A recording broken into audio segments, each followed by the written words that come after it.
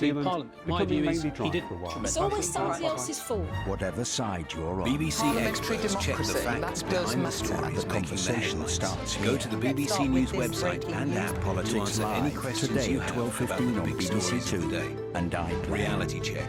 Get the facts straight.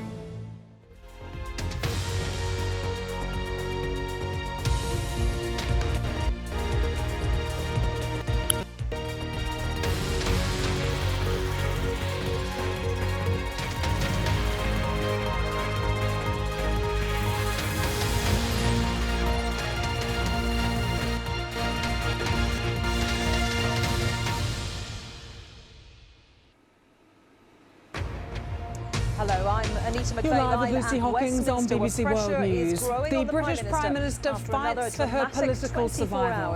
After dramatic and chaotic scenes that ended with angry moments in the Parliament, a warning from one of her own MPs, she has just hours to turn her premiership around. She has just a matter of Follows hours the departure to of get a a grip. second senior minister who wrote a blistering resignation letter criticising the direction of government. 12 hours. And widespread anger among the Prime Minister's own Conservative MPs after a vote in Parliament ended in chaos the government and is still functioning.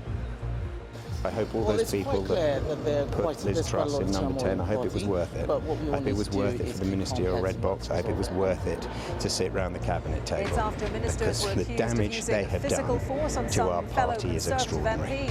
We'll be live in Westminster with the very latest. Our other top story this hour. For the first time since the Russian invasion, energy restrictions are in place in Ukraine. Moscow has targeted power plants with drones and missile attacks. Energy infrastructure intensify. Full findings of the independent inquiry into child sexual abuse in England and Wales will be published later after a 7-year investigation. A warning: the decline of the traditional GP-patient relationship is putting people's safety Liz at Truss's risk. survival as British Prime Minister is looking even more uncertain after chaos in Parliament and the resignation of a senior minister. It's all piled further pressure on the PM, who only took office a little over 6 weeks ago. So many twists and turns to this story. Let's take you live now to Westminster. We can join my colleague who is there, Annita McVeigh. Annita. Hello and welcome to viewers both here in the UK and around the world. Liz Truss's premiership is under even more pressure today after extraordinary scenes at Westminster last night, during which ministers were accused of using physical force on Conservative MPs to make sure they voted with the government. The Commons Speaker has launched an investigation into what happened.